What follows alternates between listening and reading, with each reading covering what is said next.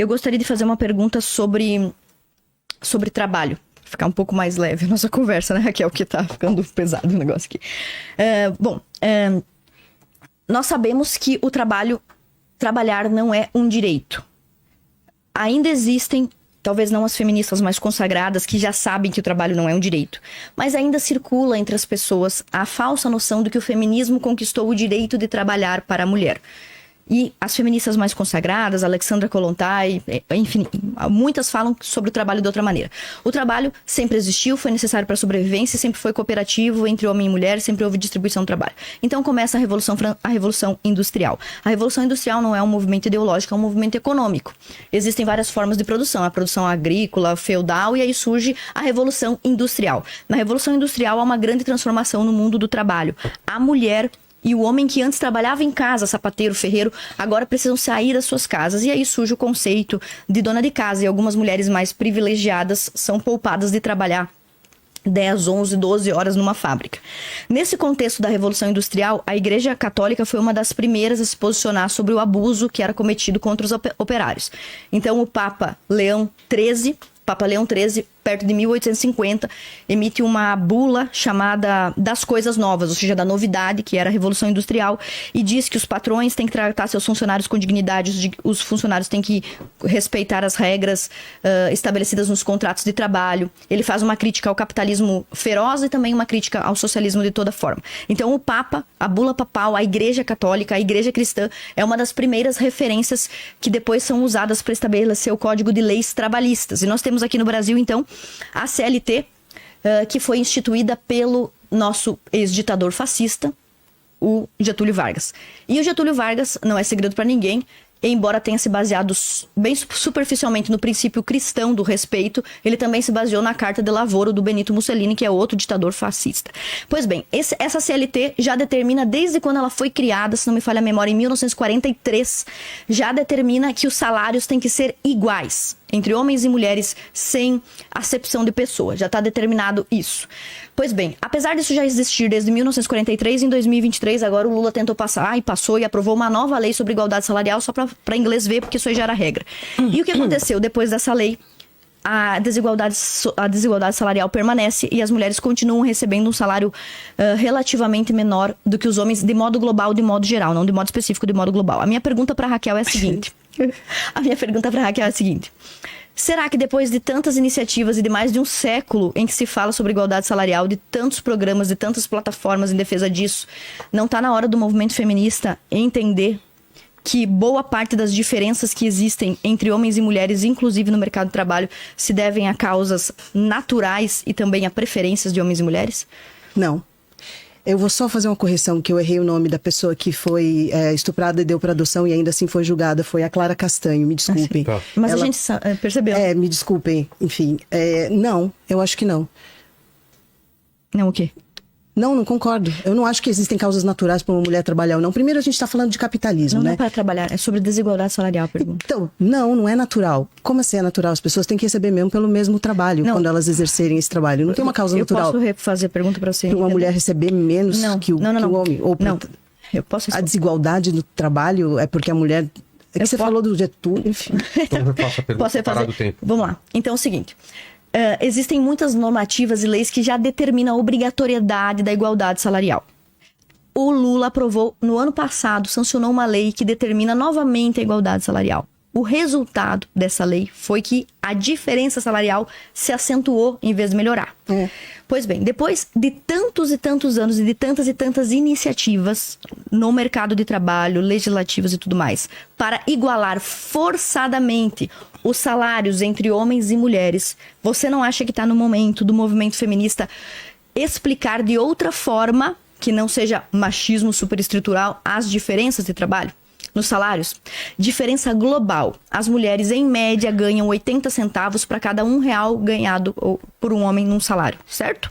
Em média, globalmente. Queria entender, você está defendendo que as mulheres recebam menos que os homens pelo mesmo trabalho? Eu estou descrevendo que é assim que acontece, eu não estou defendendo. É assim que acontece. Eu pergunto para você, o movimento feminista... Você quer que eu te explique? Eu posso ceder meu tempo para você vai ceder seu tempo. A minha pergunta é, não está na hora do movimento feminista encontrar outra resposta para a desigualdade salarial que não seja o machismo? qual seria a outra resposta para a desigualdade salarial? Você quer me dizer que as mulheres são menos capazes que os homens para... Não, estou fazendo perguntas aqui. Você vai partir da premissa que as mulheres são menos capazes de desempenhar alguns trabalhos? Isso vai contra tudo que a gente tem visto atualmente. As mulheres são maioria na universidade, elas vão muito melhor quando elas chegam na carreira, e a gente sabe que existe uma coisa chamada pena da maternidade, que faz que quando as mulheres parem suas carreiras para ter filhos, se elas não tiverem privilégio de ter pessoas cuidando de seus filhos, como eu imagino que você tenha, porque senão você não estaria aqui, as suas carreiras sofrem. Porque elas, para darem conta da sobrecarga materna, elas deixam de dar a mesma atenção. Isso é machismo? Isso é uma realidade porque a gente não divide a paternidade e a maternidade igualmente. Mas é machismo? Eu sou favorável a que homens e mulheres tenham direito à licença maternidade e paternidade para que ambos se ocupem da economia do cuidado, por exemplo. Então, quando só a mulher, socialmente, é esperada parar a sua carreira para cuidar de um filho, isso é uma coisa que jamais... tem até uma série da Netflix que mostra isso. Isso não se reverte. A mulher não consegue ter o mesmo salário, o mesmo alcance que ela teria se ela não tivesse parado para ter filhos. O que pode ser um dos motivos que tem feito com que as pessoas tenham filhos mais tarde, tenham menos filhos e escolham não ter filhos.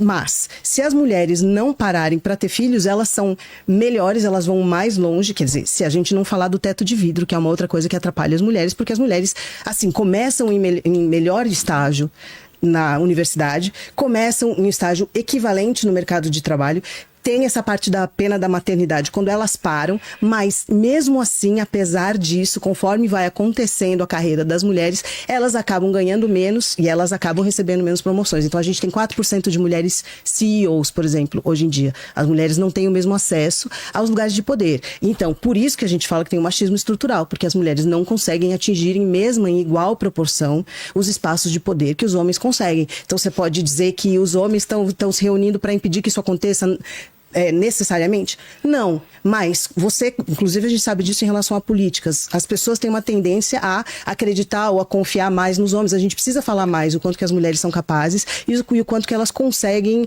avançar nas suas carreiras e trazer benefícios. A gente sabe que, por exemplo, as presidentas dos países onde estava durante o Covid, que tinham mulheres como presidente, esses países foram muito melhores. Esses países que têm mulheres como líderes têm menos guerra, eles têm menos violência. Quer dizer, existe uma diferença na maneira de ver as coisas se você está fazendo de um lado ou de outro, mas a gente não dá oportunidade a mulheres a que elas cheguem e galguem todos esses espaços de poder. E hoje em dia, a minha sensação é que muitas mulheres vendo como... que assim, isso que você está descrevendo para mim é capitalismo. Não é feminismo ou machismo. Tentar colocar tudo, perfeitamente. Tentar colocar tudo dentro da caixinha do que as feministas estão ali obrigando as mulheres a fazer uma coisa. Ninguém está fazendo isso. Mas eu não disse isso. Assim, mas as feministas acham que a mulher sim, então, descrever o capitalismo, não o feminismo e a sua vontade. Perfeitamente. Então, as mulheres estão tentando no mercado de trabalho sobreviver. E mesmo porque hoje em dia não se sobrevive mais com um ganho único. Sim. A gente não consegue mais ter uma casa mantida por uma pessoa só. A gente precisa de 2 pessoas para manter uma casa. Tá tudo ficando muito mais difícil da gente fazer e da gente conseguir viver esse tipo de vida. E isso não é uma decisão do feminismo ou do machismo. É capitalismo só. É o capitalismo. Então, a minha pergunta foi exatamente isso. Isso é o capitalismo acontecendo. A desigualdade salarial, inclusive, também é fruto da liberdade que o capitalismo proporciona. Essa liberdade faz com que pessoas tomem decisões e escolhas diferentes. E a pergunta que eu fiz pra você e que você, eu acho, me respondeu indiretamente quando você falou sobre o machismo. A pergunta que eu fiz é: não está na hora do movimento feminista reconhecer outras causas para a desigualdade salarial que não sejam o machismo ou a superestrutura machista e patriarcal? Eu acabei de dizer que tem um monte de causas para isso. Outros fatores que não são o machismo. Acabei de dizer que tem vários outros fatores. Ótimo. Então, nesse ponto, eu gostaria de dizer que eu concordo perfeitamente com você. Os fatores que fazem... Espera aí, só um pouquinho. Tem mais coisa pra falar? Tem tempo ainda. Não, pera, já era... Não era meu tempo agora. Não entendi. Eu tava perdida no rolê. Ainda. Eu comecei a comer.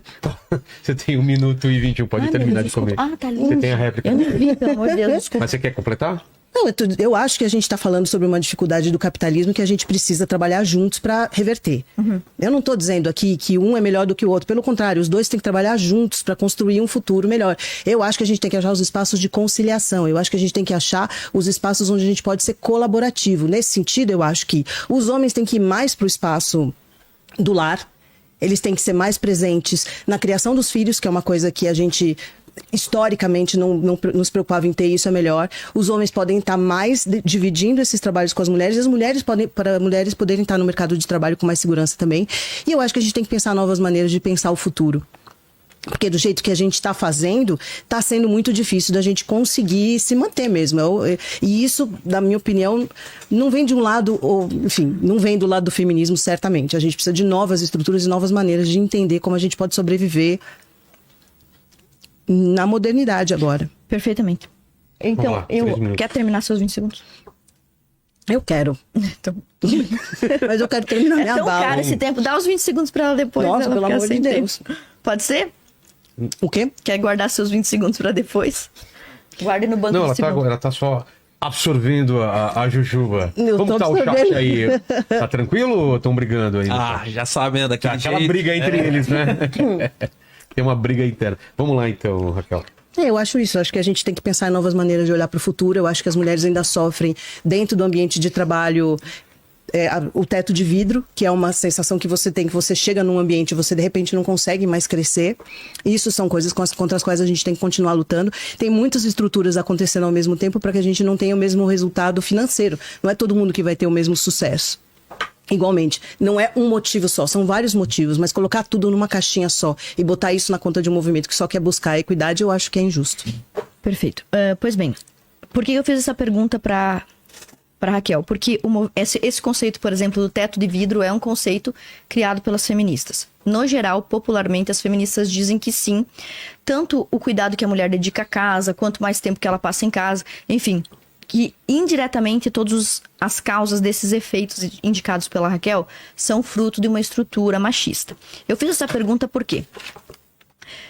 Eu gostaria de ter a oportunidade de explicar a vocês e conversar com vocês sobre a desigualdade no mercado de trabalho, a desigualdade salarial, não como um fruto do patriarcado ou da superestrutura machista que o feminismo alega ser o culpado por isso. Esse conceito do teto de vidro, por exemplo, ele já foi rebatido por uma feminista chamada Roxane Cremer. E nós temos uma outra chamada Susan Pinker, que é economista, irmã do Steven Pinker, um escritor bem famoso também, os dois, economista não, psicóloga, se não me falha a memória, e ela escreveu um livro chamado Paradoxo Sexual. E nesse livro ela explica, assim, causas naturais de preferência, entre outras, para explicar por que as mulheres ganham em média menos do que os homens. E isso é o que ela chama de paradoxo sexual. As mulheres têm tantas oportunidades quanto os homens, melhor desempenho acadêmico, notas melhores. Por exemplo, no curso de medicina, só mesmo a título de exemplo, no curso de medicina as mulheres têm mais facilidade de serem aprovadas na residência, estatisticamente. Então as mulheres têm muitos benefícios educativos em relação aos homens e mesmo assim isso não se reflete em salário. Sim. A mulher só estuda. Eu posso... O que eu faço? Pauso? Você que sabe. Você tá aí no seu tempo, desculpa aí. Tá parado, mas se quiserem... Não, tudo bem. Sim, as mulheres desfrutam de muitos benefícios, como programas, bolsas, prêmios, os homens cotas. também tem pros dois. Coisas Aonde? No Brasil? Sim, Me fala uma CNPq, bolsa. CAPES, programa de ciência voltado para as mulheres, incentivo do governo para... Eu falei sobre isso antes. Incentivo que existe do governo para que as mulheres entrem nas áreas de ciências duras, ciências exatas, e que não existe para que os homens entrem nas áreas onde eles não são maioria. Eu falei que eu acho que a gente tinha que ter esse estímulo pros dois. Pois é, mas não é o que acontece. E as mulheres têm 60% dos diplomas hoje, são a maioria das egressas das universidades. E o que a Susan Pinker nos explica é que, apesar do melhor resultado na educação que as mulheres têm, de se saírem melhor, estatisticamente inclusive, isso não se reflete nos salários, porque entre a formação e as escolhas profissionais das mulheres, no montante, as mulheres tomam decisões que priorizam outras coisas, como qualidade de vida, mais tempo em casa e, inclusive, cuidar dos filhos. E eu fiz essa pergunta justamente porque eu acho que quando uma mulher, a Susan Pinker fala que quando uma mulher prioriza cuidar dos filhos e pausa a sua carreira para cuidar dos filhos, ela não está em desvantagem total. Ela pode estar em desvantagem econômica, mas não em desvantagem total. Isso é importante mencionar porque o movimento feminista não para de apresentar sistemas e propostas de cotas para que as mulheres estejam em status, em lugares de poder. E você é contra?